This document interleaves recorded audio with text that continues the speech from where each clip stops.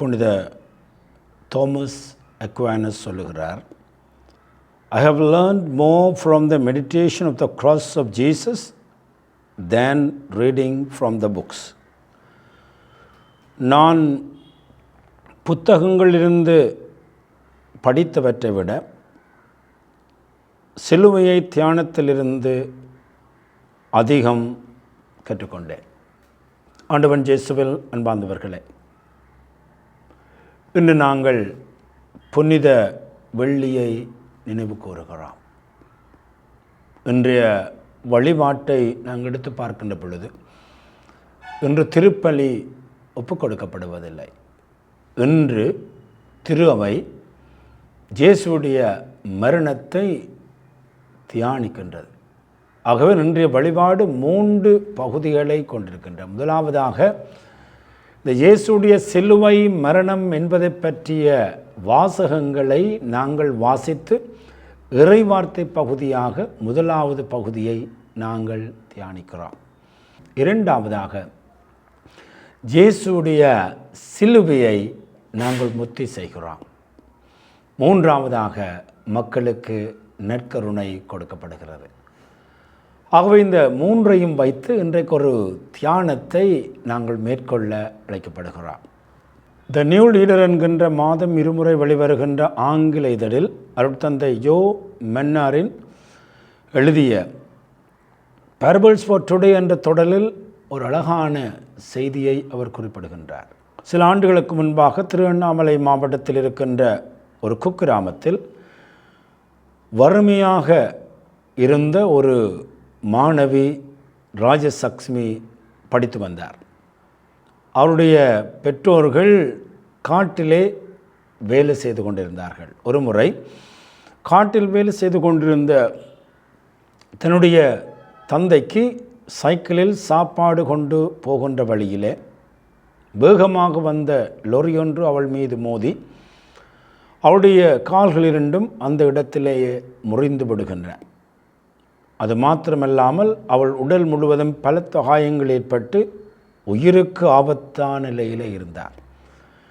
இதை பார்த்த அக்கம் பக்கத்தார் அவளை அருகில் இருந்த மருத்துவமனைக்கு தூக்கி கொண்டோடினார்கள். இதற்கிடையிலே செய்தி அறிந்து இவருடைய பெற்றோர்கள் அலறி அடித்து கொண்டு அங்கே வைத்தியசாலைக்கு வந்தார்கள். ராஜலக்ஷ்மியோ உயிரை காப்பாற்ற முடியாது என்று தெரிந்திருந்த அந்த தருணத்திலேயே தன்னுடைய பெற்றோரை அருகில் அழைத்து அவர்களிடம், உங்களிடம் நான் ஒரு சில செயல்களை பற்றி குறிப்பிட இருக்கிறேன், நீங்கள் அவற்றுக்கு செவிமடுப்பீர்களா என்று கேட்டார். இவை மிக முக்கியமானவை. பெற்றோர்களும் அதற்கு சரியென்று சொல்ல அவர்களிடம், நான் உங்களுக்கு சொல்லுகிற முதலாவது செயல், இனிமேலாவது நீங்கள் இருவரும் சண்டை போடாமல் சமாதானமாக இருக்க வேண்டும். ஏனென்றால் அவருடைய பெற்றோர்கள் அடிக்கடி சண்டை, எந்த நேரமும் சண்டை. ஆகவே மரணிக்கிற வேளையில் தன்னுடைய உயிருக்காக போராடி கொண்டிருக்கவில்லை. முதலாவதாக அவர் கேட்டுக்கொண்டது, பெற்றோராகிய நீங்கள் என்னுடைய மரணத்துக்கு பிற்பாடு நீங்கள் சந்தோஷமாக சண்டை இல்லாமல் இருக்க வேண்டும். இரண்டாவதாக, எனது படிப்புக்கு என்னுடைய ஒரு மாணவியினுடைய பெற்றோர்கள் தான் உதவி செய்து கொண்டு வந்தார்கள். ஆகவே நீங்கள் சென்று அந்த மாணவியினுடைய பெற்றோர்களுக்கு நீங்கள் என் சார்பாக நன்றி சொல்ல வேண்டும். மூன்றாவது மிக முக்கியமானது அன்பார்ந்தவர்களே, இன்றைய இந்த புனித வெள்ளிக்கு மிக முக்கியமான ஒரு செய்தி. மூன்றாவதாக, நான் இந்த உலகத்தை விட்டு பிரியும் முன் என்னுடைய கண்களை எடுத்து பிறவியிலே பார்வையில்லாத நம்முடைய பக்கத்தில் வீட்டில் வசிக்கின்ற புவனேஸ்வரி என்ற சிறுமிக்கு நீங்கள் பொருத்த வேண்டும். இந்த 3 செயல்களையும் நீங்கள் எனக்காக செய்யுங்கள் என்று சொல்லிவிட்டு தன்னுடைய உயிரை நீத்தார். சாகும் தருவாயில் பிறரை குறித்து சிந்தித்த ராஜலக்ஷ்மி என்ற அந்த மாணவி அப்பொழுதே பத்திரிகைகள் மிக அதிகமாக பேசப்பட்டார். அதாவது அவர் சொன்னது போல அவருடைய கண்கள் இரண்டும் பிறவியிலேயே பார்வையற்றிருந்த புவனேஸ்வரி என்கின்ற சிறுமிக்கு பொருத்தப்பட்டது. அதாவது ராஜலக்ஷ்மி என்கின்ற அந்த மாணவி செய்ய தியாகத்தினால் புவனேஸ்வரி பார்வை பெற்றார். அன்பார்ந்தவர்களே, சாகின்ற வேளையிலே அவர் இன்னொருவருக்கு வாழ்வு கொடுத்து விட்டு போகிறார். என்று நாங்கள் சிந்திப்பது. இயேசுடைய மரணம் எங்களுடைய வாழ்க்கையிலே எங்களுக்கு வாழ்வை தந்திருக்கிறது என்பது தான் இன்றைய நாளிலே நாங்கள் சிந்திக்க வேண்டியது. இந்த புதிய வாழ்வு எவ்வாறு உருவாகியது என்றால் இயேசுடைய பாடுகள், மரணம். இன்றைக்கு நாங்கள் அதைத்தான் சிந்திக்க அழைக்கப்படுகிறோம். இயேசுடைய பாடுகள், மரணம், இதனுடைய அடையாளமாக, அந்த பாடுகளுடைய மரணத்தினுடைய அடையாளமாக எங்களுக்கு கொடுக்கப்படுகின்ற, திருவை கொடுக்கின்ற ஒரு அடையாளம் எதுவென்றால் திருச்சிலுவை.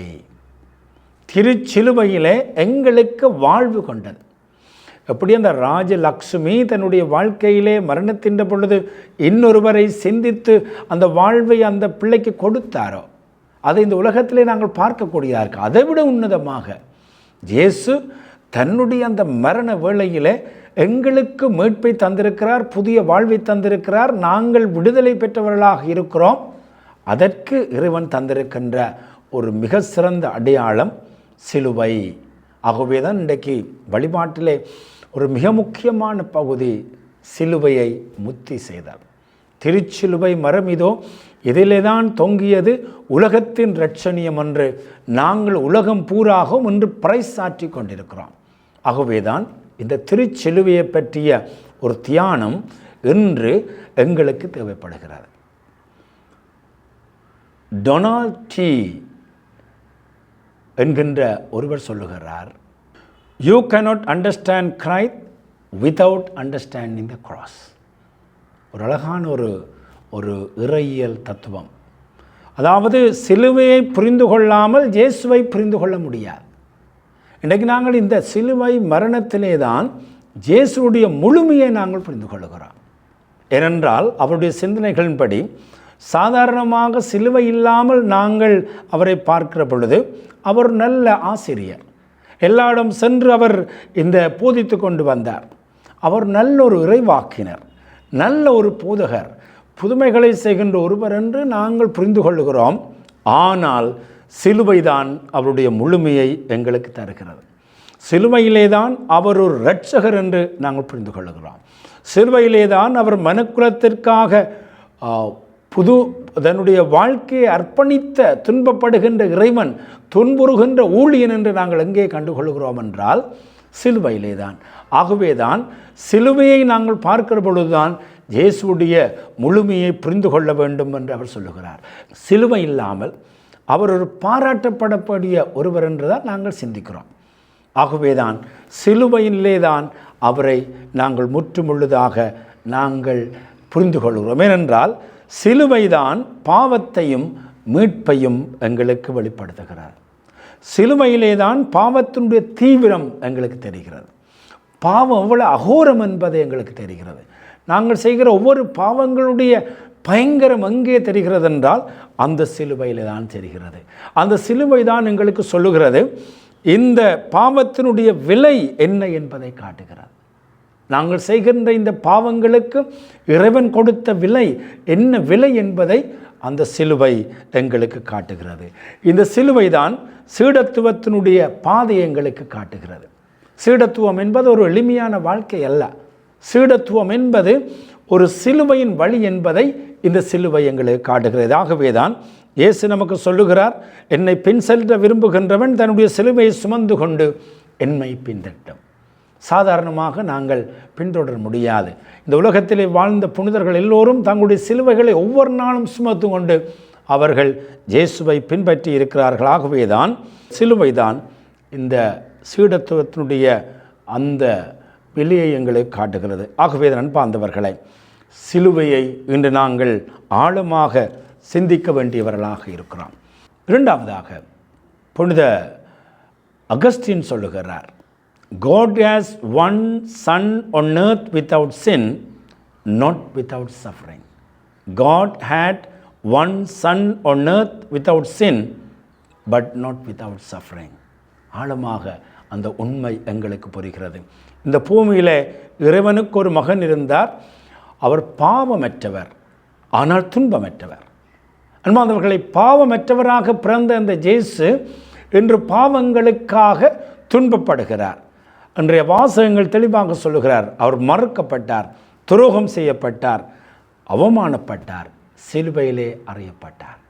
ஆகவேதான் கடவுளுக்கு ஒரு மகன் இருந்தார், அவர் பாவமற்றவர், ஆனால் துன்பமற்றவர், துன்பப்பட வேண்டியவர். ஏனென்றால் துன்பத்தினூடாகத்தான் இந்த வாழ்க்கையிலே நாங்கள் இந்த மீட்பை பெறக்கூடியதாக இருக்கிறது. ஆகவேதான் கூரை ஆஃப் ஆஸ் பரிசுத்த தூய ஜான் மரிய வியானி தன்னுடைய வாழ்க்கையிலே ஒரு அழகான அனுபவத்தினூடாக ஒரு விடயத்தை சொல்லுகிறார். cross is the greatest sermon. அதாவது சிலுவைதான் மிக சிறந்த பிரசங்கம். இன்றைக்கு நான் இந்த பிரசங்கத்தை சொல்லிக் கொண்டிருக்கிறேன், மறையுரையை சொல்லிக் கொண்டிருக்கிறேன். எத்தனையோ குருக்கள் மறையுரை ஆற்றுகிறார்கள். இந்த மறையுரைகளை விட இந்த புனித மரிய வியானி சொல்லுகிறார், சிலுவைதான் மிக சிறந்த பிரசங்கம். ஒவ்வொரு நாளும் நாங்கள் காலையில் எழும்பி மாலையில் எழும்பி அந்த சிலுவையை பார்க்கிற பொழுது அதுதான் எங்களுக்கு கிடைக்கின்ற மிகப்பெரிய பிரசங்கம். ஏனென்றால் சிலுவை ஒரு அன்பின் பிரசங்கம். உனக்கு வாழ்க்கையிலே இந்த சிலுவையிலே அன்பு எது என்று தெரிய வேண்டுமென்றால் இந்த சிலுவையை பார். ஏனென்றால் உனக்காக நான் மரித்திருக்கிறேன் என்று அன்பின் உச்சத்தை தன்னுடைய நண்பர்களுக்காக உயிரை கொடுப்பதை விட அதைவிட மிக சிறந்த அன்பில்லை என்று சொன்ன இயேசு தன்னுடைய உயிரை கொடுத்து அன்பு என்றால் என்ன என்கின்ற மிக சிறந்த ஒரு பிரசங்கத்தை எங்களுக்கு தந்திருக்கிறார். அதுதான் சிலுவைதான் மன்னித்தலுடைய மிக பிரசங்கமாக இருக்கிறது. பிதாவே இவர்களை மன்னியும், ஏனென்றால் இவர்கள் தெரியாமல் செய்கிறார்கள் என்று ஒருவர் சிலுவையிலே சொல்ல முடியும் என்றால், இயேசு அங்கே சொல்லுகிறார்கள் என்றால், அதைவிட மன்னிப்பை பற்றிய ஒரு பிரசங்கத்தை எவராலும் புதைக்க முடியாது. நாங்கள் மன்னிப்பை பற்றி சொல்லிக்கொண்டே இருக்கலாம், ஆனால் சிலுவையை பார்க்கிற பொழுது இந்த மன்னிப்பு என்கின்ற அந்த பிரசங்கத்தை நாங்கள் பார்க்கிறோம். சிலுவைதான் தியாகத்தின் பிரசன்னமாக இருக்கிறது, பிரசங்கமாக. அதாவது உண்மையான அன்பு எங்கே இருக்கிறது என்றால் தியாகத்திலே. இயேசு எங்களை அன்பு செய்தார் என்பதை நாங்கள் எப்படி அறிகிறோம் என்றால் அவர் செய்த உயிரின் தியாகத்திலே. ஆகவே தான் ஒவ்வொரு கணவனும் மனைவியும் ஒரு தியாகத்தை நாங்கள் பிரசங்கத்தை கேட்க வேண்டுமென்றால் இந்த சிலுவையை ஒவ்வொரு நாளும் நாங்கள் எங்களுடைய வாழ்க்கையிலே பார்க்கிற பொழுது அந்த தியாகத்தை பற்றிய பிரசங்கம். இந்த சிலுவை தான் கீழ்ப்படிதலின் பிரசங்கம். அதாவது எங்களுடைய வாழ்க்கையிலே கீழ்ப்படிவோடு இருக்க வேண்டுமென்றால், எங்களுக்கு மேலே இருக்கிறவர்களுக்கு நாங்கள் கீழ்ப்படிய வேண்டுமென்றால் இந்த சிலுவை தான் கீழ்ப்படிவான பிரசங்கம். ஏனென்றால் அவர் தந்தையினுடைய அந்த சித்தத்துக்கு முற்று முழுதாக அவர் தன்னுடைய வாழ்க்கையிலே அவர் வாழ்ந்திருக்கின்றார். அன்பார்ந்தவர்களே, ஆகவே அன்பை பற்றி ஒரு பிரசங்கம் கேட்க வேண்டுமென்றால், அல்லது தியாகத்தை பற்றி ஒரு பிரசங்கம் கேட்க வேண்டுமென்றால், மன்னிப்பை பற்றி ஒரு பிரசங்கம் கேட்க வேண்டுமென்றால், கீழ்ப்படிதலை பற்றி பிரசங்கம் சொல்ல வேண்டுமென்றால், கேட்க வேண்டுமென்றால் அதுதான் இந்த சிலுவை. ஆகவே தான் புனித மரிய வியானி சொல்கிறார், cross is the greatest sermon. அதை விட ஒரு பிரசன்னம் எங்களுக்கு தேவையில்லை. சிலுவை தான் என்னுடைய வாழ்க்கையிலே நாங்கள் கொள்ளக்கூடிய மிக சிறந்த ஒரு சிரமமான பிரசங்கம் என்று அவர் குறிப்பிடுகிறார். ஆகவே அன்பார்ந்தவர்களே, புனித தோமஸ் அக்வானஸ் சொல்லுகிறார், மிக அழகான ஒரு சிந்தனை. அவர் ஒரு மிகப்பெரிய இறையியலாளர். அவரை போல ஒரு இறையியலாளர் நீ பிறக்கவே முடியாதுன்ற அளவுக்கு இறையியலாளர். அவர் எத்தனையோ புத்தகங்கள் எழுதினார், எழுதி கொண்டே போனார். அவர் புத்தகங்களை வாசித்தார், தியானித்தார். இந்த சிலுவை கண்டு வருகின்ற பொழுது அவர் சொல்லுகிறார், I have learned more from the meditation of the cross of Jesus than reading from the book. அதாவது என்னுடைய வாழ்க்கையிலே நான் புத்தகங்களிலிருந்து படித்தவற்றை விட சிலுவையிலிருந்து தியானித்துத்தான் அதிகம் கற்றுக்கொண்டேன். நாங்கள் புத்தகங்களிலிருந்து படிக்கிற பொழுது அது எங்களுடைய மூளைக்கு வந்து கொண்டே இருக்கிற நிறைய புத்தகங்கள் எடுக்கலாம். ஆனால் அவர் சொல்லுகிறார், என்னுடைய ஞானம், என்னுடைய வாழ்க்கை எங்கிருந்து கற்றுக்கொண்டேன் என்றால் சிலுவையிலிருந்து தான் கற்றுக்கொண்டேன். அதாவது நான் எத்தனையோ 1000 புத்தகங்களை படித்திருக்கிறேன்.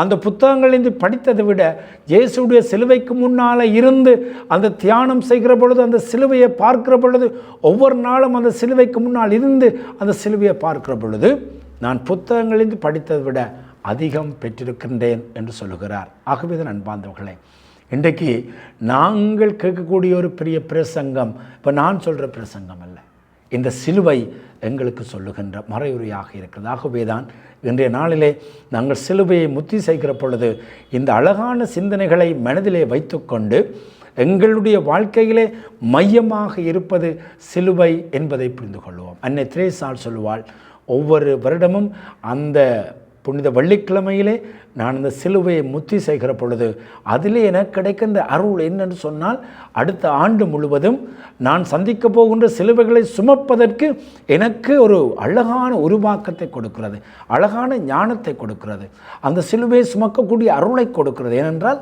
அந்த சிலுவை என்னுடைய மீட்பின் சின்னம், அந்த சிலுவை மற்றவர்களுக்காக வாழ்வு கொடுக்க என்னை தூண்டுகிறது என்று சொல்லுகின்றார். ஆகவே அன்பார்ந்தவர்களே, இன்று ஒரு அழகான குட் ஃப்ரைடே, துன்பங்கள் மத்தியிலும் ஒரு நல்ல வெள்ளிக்கிழமை. ஏனென்றால் எங்களுக்கு இறைவன் தந்திருக்கிற மிக பெரும் பரிசு இந்த சிலுவை.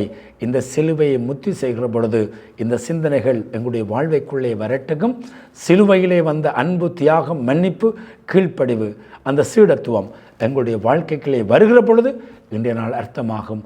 அந்த வகையிலே இந்த நாளை நாங்கள் நினைவு கூர்ந்து அமைதியிலே இயேசுவின் அருகிலே இருந்து அந்த சிலுவையை, அவருடைய மரத்தை நாங்கள் நினைத்து அதனூடாக வாழ்வு பெற நாங்கள் இறையருள் வேண்டுவோம். ஆமேன்.